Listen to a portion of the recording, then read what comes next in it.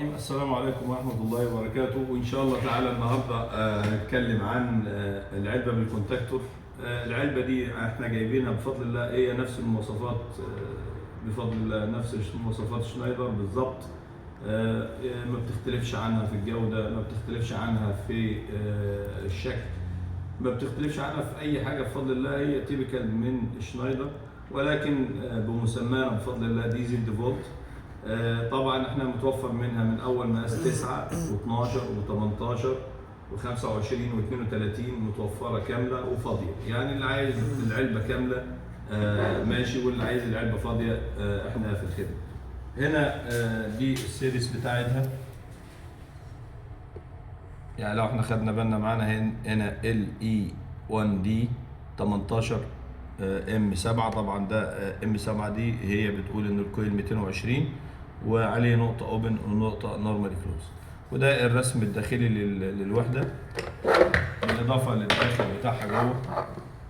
حتى يعني بفضل الله تيبيكال من كل حاجة فيها. يعني أنا مهتم بالتفاصيل جدا.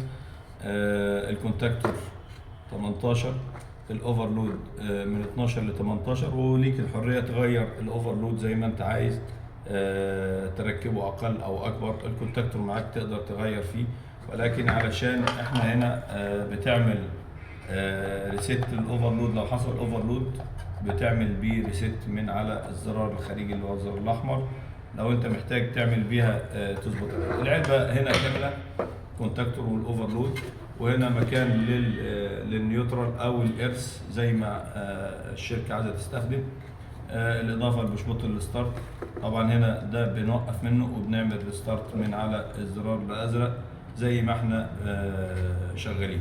طبعا العلبه متوفر منها بفضل الله كميات، وسعرها تنافسي بفضل الله، تنافسي. يعني انا افضل اقول فيها السعر ممتاز وسعر تنافسي بفضل الله تعالى. متوفر منها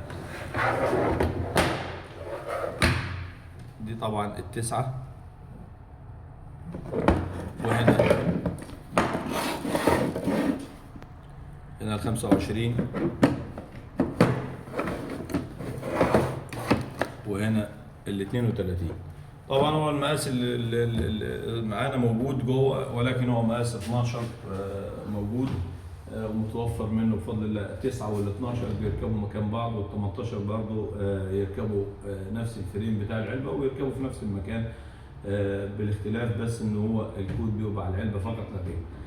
ان شاء الله ما تنسوناش بدعم ولايك وشير ان شاء الله تعالى، ونشوفكم على خير ان شاء الله. والسلام عليكم ورحمه الله وبركاته.